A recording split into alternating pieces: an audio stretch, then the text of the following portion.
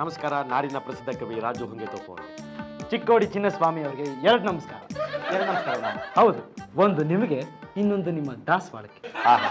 ವೀಕ್ಷಕರೇ ನೋಡಿ, ಎಂಥ ತುಂಬು ಹೃದಯ. ಈಗಿನ ಕಾಲದಲ್ಲಿ ಮನುಷ್ಯನಿಗೆ ನಮಸ್ಕಾರ ಹಾಕೋದಿಲ್ಲ, ಅಂಥದ್ರಲ್ಲಿ ಇವತ್ತು ಒಂದು ಹೂವಿಗೆ ನಮಸ್ಕಾರ ಹೇಳ್ತಿದ್ದಾರೆ ಅಂತಂದ್ರೆ ನಿಜವಾಗ್ಲೂ ಕವಿ ಆಗಿದ್ದಕ್ಕೆ ಸಾರ್ಥಕ ಆಗೋಯ್ತು.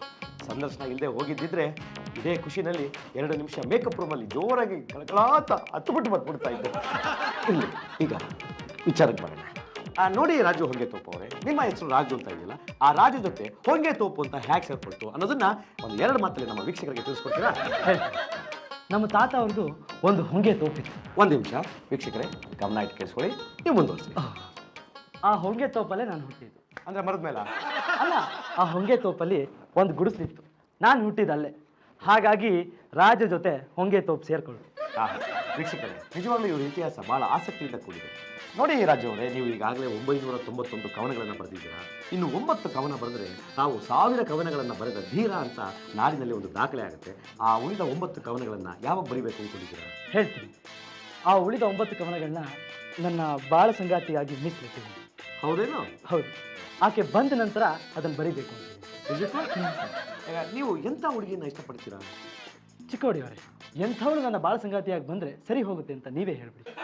ಈ ಪ್ರಶ್ನೆಗೆ ನನ್ನ ಕೈಲಿ ಉತ್ತರ ಕೊಡೋದು ಸ್ವಲ್ಪ ಕಷ್ಟ ಅನ್ನಿಸ್ಬೋದು, ಆದರೆ ನೀವು ಕೇಳಿದ್ದೀರಾ, ನಾನು ಇಲ್ಲ ಅಂತ ಹೇಳೋದಕ್ಕಾಗೋದಿಲ್ಲ. ನಮ್ಮ ವೀಕ್ಷಕರ ಮುಂದೆ ನನಗೆ ತೋಚಿದ್ದನ್ನು ನಾನು ಹೇಳಬಲ್ಲೆ.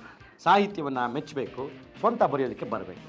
ಹೃದಯ ಅಷ್ಟೇ ಅಲ್ಲ, ನನ್ನ ಬರವಣಿಗೆಯನ್ನು ಕೂಡ ಮೆಚ್ಚಬೇಕು. ಚಿಕ್ಕವರಿಂದ ಚೆನ್ನಾಗಿ ಕಾಪಿ ರೈಟಿಂಗ್ ಬರೆದಿದ್ರೆ ಬರವಣಿಗೆ ಮುದ್ದಾಗೇ ಇರುತ್ತೆ ಬಿಡಿ.